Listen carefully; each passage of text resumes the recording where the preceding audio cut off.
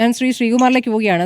ശ്രീകുമാർ, മതവാദികളും മതേതരവാദികളും തമ്മിലുള്ള ഏറ്റുമുട്ടലാകും ഈ വരുന്ന തെരഞ്ഞെടുപ്പിൽ. നിങ്ങൾ മതവാദികളാണ്.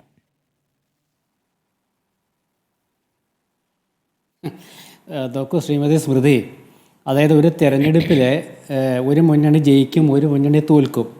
അപ്പോൾ ജയിച്ച മുന്നണി ആത്മവിശ്വാസത്തോടെ അവരുടെ കർമ്മപരിപാടികളൊക്കെ ആവിഷ്കരിക്കും. തോറ്റ മുന്നണി സാധാരണഗതിയിൽ അത് പെട്ടെന്ന് ആ തോൽവിയിൽ നിന്നും ഉയർത്തെഴുന്നേറ്റ് ജനങ്ങളോട് തങ്ങളുടെ ഭാഗത്ത് നിന്ന് തെറ്റുണ്ടെങ്കിൽ ആ തെറ്റൊക്കെ തിരുത്തി മുന്നോട്ട് പോകണം. പക്ഷേ എന്തുകൊണ്ടാണ് ഇപ്പോഴും ഇടതുമുന്നണി കേരളത്തിൽ അമ്പരന്ന് നിൽക്കുന്നത്? എന്തുകൊണ്ടാണ് CPM-ന് ഈ ജനങ്ങൾ അവരുടെ വിശ്വാസത്തിനനുസരിച്ചിട്ട് UDF വോട്ട് ചെയ്ത് മനസ്സിലാക്കാൻ പറ്റാത്തത് എന്നൊരു ചോദ്യം ഉയരുകയാണ്. യഥാർത്ഥ ഇടതുപക്ഷം തെറ്റുകൾ തിരുത്തണമെന്ന് CPI-യുടെ നേതാവ് ബിനോയ് വിശ്വം പറയുമ്പോൾ യഥാർത്ഥ ഇടതുപക്ഷം തങ്ങളാണെന്നും മറ്റത് തീവ്ര വലതുപക്ഷമാണെന്നും UDF പറയേണ്ടി വരികയാണ്. അങ്ങനെ പറയുമ്പോൾ ജനങ്ങൾ ചിന്തിച്ചത് UDF ആണ് ശരിയെന്നുള്ളതാണ്. സാധാരണഗതിയിൽ ഇന്നത്തെ വയനാട്ടിലത്തെ ആ ഒരു ക്യാമ്പാണല്ലോ ഈ ചർച്ചയ്ക്ക് ആധാരം. എന്തുകൊണ്ടാണ് വയനാട്ടിലത്തെ ക്യാമ്പ് ഇത്ര വിജയമാണെന്ന് തോന്നിക്കാൻ കാരണം എന്തുകൊണ്ടാണ്? ഈ വയനാട്ടിലത്തെ ക്യാമ്പ് കൊണ്ടൊന്നും അല്ല കേരളത്തിൽ UDF അധികാരത്തിൽ വരിക എന്നുള്ള വേറൊരു വിഷയം. പക്ഷേ ഇത് വർഷങ്ങളായിട്ട് UDF പാകപ്പെടുത്തിയൊരു സംവിധാനമാണെന്ന് വയനാട്ടിൽ നടന്നത്. അതിന് നമ്മൾ ശ്രീ K. സുധാകരനോടും ഒരു പരിധിവരെ കടപ്പെട്ടിരിക്കുകയാണ്. സെമി കേഡറാകും കോൺഗ്രസ് എന്ന് പറഞ്ഞപ്പോൾ അന്ന് പരിഹസിച്ചവരുണ്ട്. പക്ഷേ സെമി കേഡർ എന്ന സ്വഭാവത്തിലേക്ക് കോൺഗ്രസ് എത്തിയില്ലെങ്കിൽ പോലും ആ സെമി കേഡറിൻ്റെ സ്വഭാവം കാണിക്കാൻ തുടങ്ങി എന്നുള്ളതിൻ്റെ തെളിവല്ലേ ശ്രീ ശശി തരൂർ ഉൾപ്പെടെയുള്ളവർ ഇന്നത്തെ ആ സമ്മേളനത്തിൽ പങ്കെടുക്കുകയും തങ്ങളുടെ നിലപാട് പരസ്യമായി വ്യക്തമാക്കുകയും ചെയ്തത്. അപ്പോൾ അത്തരമൊരു സാഹചര്യത്തിൽ LDF ഒരു അമ്പരന്ന് നിൽക്കുന്നത് എന്തുകൊണ്ടാണ്? എങ്ങനെയാണ് ജനങ്ങളെ ഇനി കയ്യിലെടുക്കുക എന്നത് അവർക്ക് യാതൊരു അവരുടെ കയ്യിൽ ഒന്നുമില്ല, ഒരു ആയുധമില്ല. ആകപ്പെടെയുള്ള ആയുധങ്ങൾ 3 അശ്ലീലം, അതുപോലെ നുണ, പരിഹാസം. ഇതെല്ലാം പരാജയപ്പെടുത്തുന്ന ജനം. ഇവിടെ സ്മൃതി ചോദിച്ചല്ലോ, മതവും മതേതരവും അതാണോ ജനങ്ങൾ നേരം വെളുത്ത് ചിന്തിക്കുന്നത്? അവർക്ക് ജോലിയുണ്ടോ? അവർക്ക് തൊഴിലില്ലായ്മ പരിഹരിക്കാൻ എന്തെങ്കിലും മാർഗമുണ്ടോ? അവർക്ക് റേഷൻ കടയിലത്തെ കാര്യങ്ങളുണ്ടോ? അവർക്ക് ആശുപത്രിയിൽ പോയാൽ ജീവൻ തിരിച്ചു കിട്ടുമോ? അവർ വന്യമൃഗത്തിൽ നിന്ന് സംരക്ഷണം കിട്ടുമോ? കുട്ടികൾക്ക് പഠിക്കാൻ പറ്റുന്നുണ്ടോ? സ്വസ്ഥമായി ജീവിക്കാൻ പറ്റുന്നുണ്ടോ? ഇതൊക്കെയാണ് ആലോചിക്കുക. അല്ലാതെ നേരം വെളുത്ത് SDPI ജമാഅത്തെ ഇസ്ലാമിയെയും ചിന്തിച്ചുകൊണ്ടാണോ ജനങ്ങൾ ഉണരുന്നത്? ജനങ്ങൾ ഉണരുന്നത് അന്നത്തെ നിത്യജീവിതത്തിൽ എന്ത് ചെയ്യണമെന്നുള്ള നോക്കിക്കൊണ്ടാണ്. അവിടെയാണ് UDF നിലപാടെടുത്തത്. ആ നിലപാടിനെ ഇവരെതിർത്തു. എന്നിട്ട് ഇവരെന്താണ് കൊണ്ടുവന്നത്? കഴിഞ്ഞ തെരഞ്ഞെടുപ്പ് കാലത്ത് ഈ SDPI-യും ജമാഅത്തെ ഇസ്ലാമിയും ലൈംഗിക വിഷയവും നുണയും എല്ലാം കൊണ്ടുവന്നു. ഒക്കെ പരാജയപ്പെട്ടില്ലേ?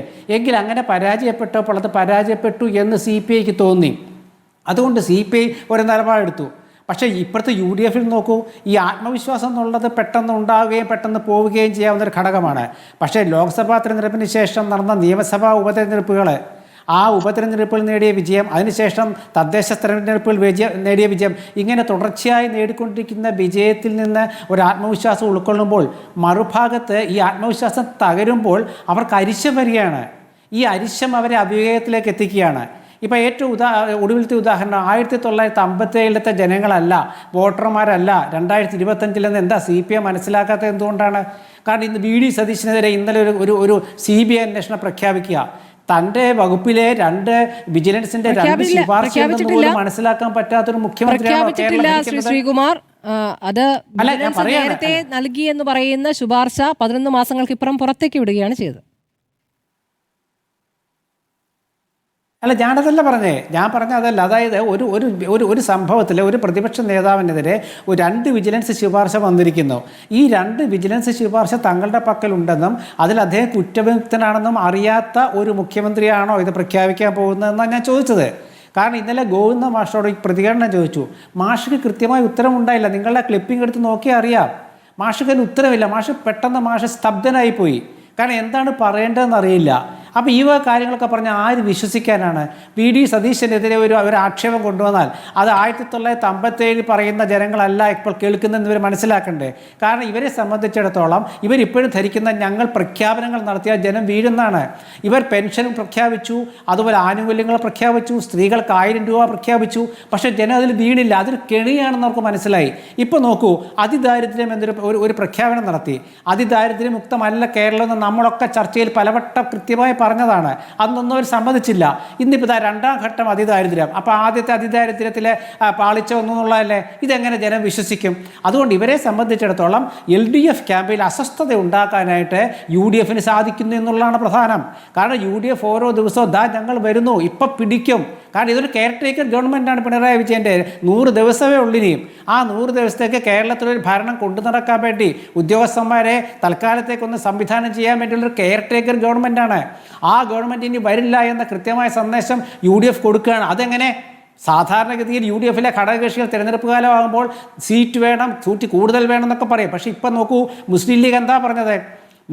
സീറ്റുകൾക്ക് ഞങ്ങളുടെ അവകാശം ഉന്നയിക്കും, പക്ഷേ അത് ജയത്തെ ബാധിക്കാത്ത രീതിയിലായിരിക്കും. ജയമാണ് മുഖ്യം എന്നാണ് അവർ പറയുന്നത്. മാത്രമല്ല, കോൺഗ്രസിൽ എന്തെങ്കിലും പ്രശ്നങ്ങൾ ഉണ്ടെങ്കിൽ ആ പ്രശ്നങ്ങളൊക്കെ ഈ തെരഞ്ഞെടുപ്പോടുകൂടി പുറത്തേക്ക് വരുമെന്ന് പറയുകയും പൊട്ടിത്തെറിക്കുമെന്നൊക്കെ പറയുകയും ചെയ്തവർക്ക് ഇന്ന് ആ ക്യാമ്പിൽ എന്താണ് കാണാൻ പറ്റിയത്? ക്യാമ്പിൽ ആരെങ്കിലും ഏതെങ്കിലും രീതിയിലൊരു വിമർശനം ഉന്നയിച്ചതോ? അപ്പോഴും ഇവർ നുണ പറഞ്ഞു. ഇവർ പറഞ്ഞു മുല്ലപ്പള്ളി രാമചന്ദ്രനും VM സുധീരനും ക്യാമ്പ് ബഹിഷ്കരിച്ചെന്ന് CPM എന്ന് പ്രചരണം ഇറക്കി. ഈ രണ്ടുപേരെ ഞാൻ വിളിച്ചിരുന്നു. മുല്ലപ്പള്ളി രാമചന്ദ്രൻ അദ്ദേഹം സ്തബ്ധനായിപ്പോയി. അദ്ദേഹം വാർത്ത കണ്ടില്ല. CPMൻ്റെ വാർത്തയാണത്. അദ്ദേഹം പറഞ്ഞ ഞാൻ സംഘടനാ ചുമതലയുള്ള ജനറൽ സെക്രട്ടറി നെയ്യാറ്റിൻകര സനിലെ വിളിച്ച് പറഞ്ഞു എത്താൻ പറ്റില്ല. VM സുധീരൻ പറഞ്ഞു എനിക്ക് എത്താൻ പറ്റില്ല. എന്നിട്ട് ഈ രണ്ടുപേരും ബഹിഷ്കരിച്ചു എന്ന് പറയുക. അപ്പം അതിനൊന്നും ആ നുണ പോലും ഒരു പാർട്ടിയുടെ ഈ കേരളത്തിലെ UDFനെ അധികാരത്തിൽ എത്തിച്ച, തദ്ദേശ സ്ഥാനങ്ങളിൽ എത്തിച്ച കോൺഗ്രസിൻ്റെ 2 മുൻ KPCC പ്രസിഡന്റുമാരെ ക്യാമ്പ് ബഹിഷ്കരിച്ചെന്ന് നുണ പറയുകയാണ്. അപ്പം നുണ ആയുധമാണ്, അത് തങ്ങൾക്കെതിരായി ബാധിച്ചെന്ന് മനസ്സിലാക്കാൻ പറ്റാത്തവരാണ് ഇവർ അയ്യപ്പൻ്റെ ആ ഒരു സ്വർണ്ണ വിഗ്രഹത്തെ, നമ്മുടെ സ്വർണ്ണക്കളവിനെ കുറിച്ച് പറഞ്ഞല്ലോ, അന്ന് ഒരു പാട്ടിറങ്ങി. ആ പാട്ടൊന്നുമല്ല ജയിപ്പിച്ചത്, പാട്ടൊരു പാരഡി പാട്ട്, ഒരു ഉത്സാഹമായിരുന്നുള്ള ശരിയാണ്. പക്ഷേ ഇന്ന് നോക്കൂ, അവർ ബദൽ പാരഡി ഇറക്കാൻ ശ്രമിക്കുകയാണ്. അപ്പോൾ ബദൽ പാരഡി ഇറക്കാൻ ശ്രമിക്കുന്ന CPMനെ കുറിച്ച് നമ്മളെന്താ പറയുക? അതിലവർക്ക് അഭിപ്രായ ഭിന്നതയില്ല. MA ബേബി എന്താ പറഞ്ഞത്? സോണിയാഗാന്ധിയെ സംശയത്തിൻ്റെ മുന്നിൽ ഞങ്ങൾ നിർത്തില്ല. കേരളത്തിലെ CPM എന്താ പറയുന്നത്? സോണിയാഗാന്ധി ഉത്തരം പറയണം. അപ്പോൾ ഇവർക്കൊരു നയമുണ്ടോ? അപ്പോൾ ഇവർ അമ്പരന്ന് നിൽക്കുകയാണ്. ഒരു LDFനെ സാധാരണതയിൽ ഒരു കമ്മ്യൂണിസ്റ്റ് പാർട്ടിക്ക് ഒരു തോൽവി സംഭവിച്ചാൽ ആ തോൽവിയിൽ അവർ ചില ന്യായങ്ങൾ കണ്ടെത്തും, ചില അടിസ്ഥാനപരമായ നീക്കങ്ങൾ നടത്തി അത് പരിഹരിക്കാൻ ശ്രമിക്കും. പക്ഷേ ഇത് രണ്ടും കൂടെ ഉണ്ടായിട്ടില്ല. തോറ്റു എന്ന് സമ്മതിക്കാതെ തന്നെ ഇവർ പുതിയ പരിഷ്കാരങ്ങൾ കൊണ്ടുവരുമെന്ന് പറയുകയാണ്. അത് ജനം വിശ്വസിക്കില്ല. ഇന്ന് കേരളം വിശ്വസിക്കുന്ന പ്രതിപക്ഷ നേതാവിനെയാണ്. കേരളം വിശ്വസിക്കാത്തത് മുഖ്യമന്ത്രിയാണ്. കാരണം എന്താണ്? അവരുടെ മുമ്പിൽ തെളിവുകളുണ്ട്. ഈ തെളിവുകളുടെ അടിസ്ഥാനത്തിൽ ഇപ്പോൾ വയനാട് ഒരു കോൺഗ്രസ് ക്യാമ്പ് നടക്കുമ്പോൾ ആ ക്യാമ്പ് എന്ന് പറയുന്നത് അവിടെ നടക്കുന്ന കാര്യങ്ങളിലൊന്നും കേരളത്തിലെ കോൺഗ്രസ്സുകാർ വല്ലാതെ കൂടെ ആവേശം പൂണ്ടിരിക്കേണ്ട കാര്യമൊന്നുമില്ല. അത് എതിരാളികളുടെ ക്യാമ്പിൽ അസ്വസ്ഥത ഉണ്ടാക്കാനുള്ള തീവ്രമായ ഒരു നിലപാടിൻ്റെ സമ്മേളനമാണത്. അതിലവർ വിജയിച്ചു. യാതൊരു സംശയമില്ല. VD സതീശൻ്റെ ഇന്നത്തെ പ്രസംഗം കേട്ടാൽ CPMക്കാർ അരിശം കൊള്ളും. അദ്ദേഹത്തിനെതിരെ 2 CBI അന്വേഷണം വേണമെങ്കിൽ അവർ പ്രഖ്യാപിച്ചേക്കാം. പക്ഷെ ഒരു കാര്യം നമ്മൾ വ്യക്തമാക്കേണ്ടത് എന്താണെന്ന് വെച്ചാൽ, എന്തുകൊണ്ട് LDFൻ്റെ അമ്പരപ്പ് അവർക്ക് മാറ്റാൻ പറ്റുന്നില്ല? എന്തുകൊണ്ട് CPMന് അവർക്ക് ആ തൊഴിൽ നിന്ന് ഉയർത്തെഴുന്നേൽക്കാൻ പറ്റുന്നില്ല? എന്തുകൊണ്ട് CPI കൂടുതൽ വിമർശനങ്ങൾ തൊടുത്തുവിടുന്നു? അവിടെയാണ് കേരളത്തിലെ ഇടതുപക്ഷം എന്നുള്ളത് ഒരു മതേതരമോ മതവാദമോ ഒന്നുമല്ല. കേരളത്തിലെ ഇടതുപക്ഷത്തിന് ജനങ്ങളെ വിശ്വാസത്തിലെടുക്കാൻ പറ്റാത്ത ഒരു ചെറിയ മുന്നണി സംവിധാനമായിട്ട് മാത്രം മാറി, ഭരണം എന്ന ഒരു ആശയം മാത്രം മുൻനിർത്തിയുള്ള ഒരു സംവിധാനമായിട്ട് അവർ മാറുമ്പോൾ അവർ കേൾക്കുന്ന പ്രഹരം പോലും അവർ തുടച്ചു കളഞ്ഞിട്ട് അവർ വീണ്ടും നുണ പറഞ്ഞുകൊണ്ടിരിക്കുകയാണ്. ശരി ശ്രീ.